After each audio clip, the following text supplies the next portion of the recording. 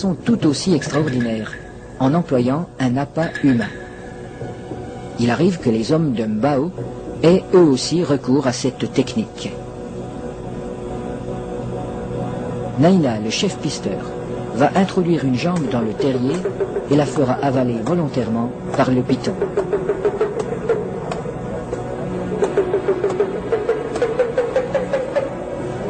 Il est indispensable de posséder le remède qui a été fourni par le sorcier.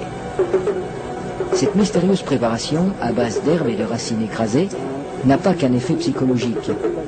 Elle a le pouvoir d'attirer le serpent tout en protégeant la jambe du pisteur. Le remède agit encore comme un lubrifiant. En imprégnant un tissu qui entoure la jambe, il facilite sa pénétration dans la gueule du reptile.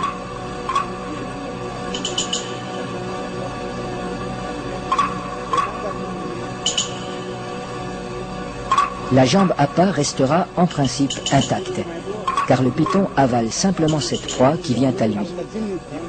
À peine sera-t-elle attaquée superficiellement par les sucs digestifs.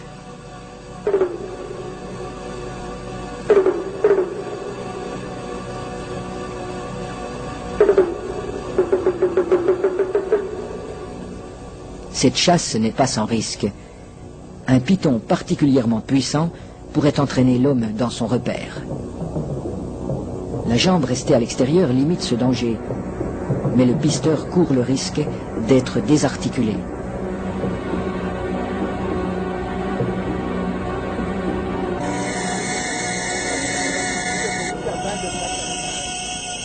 Pour rendre l'attente moins pénible, mais aussi faciliter le glissement des corps de l'homme et de l'animal, on place des feuilles fraîches sous le pisteur.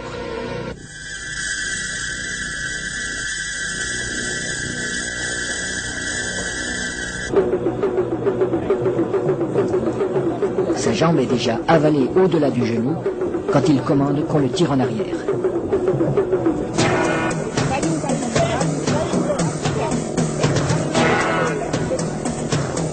Refusant de laisser échapper sa proie, le python apparaît. Les aides tirent de façon irrégulière. Il secoue le python pour l'empêcher de trouver un point d'appui. Le pisteur relève son pied à angle droit pour ferrer le serpent, à la manière d'un hameçon.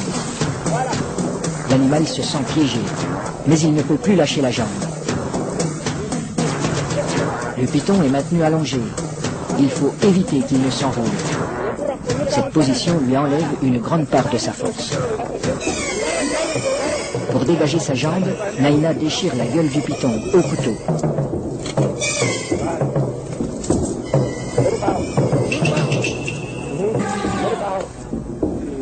Puis, il lui tranche la tête. Les autres pisteurs relâchent progressivement le serpent. Dans un premier temps, le corps décapité reste inerte. Puis apparaissent des ondulations nerveuses de plus en plus puissantes.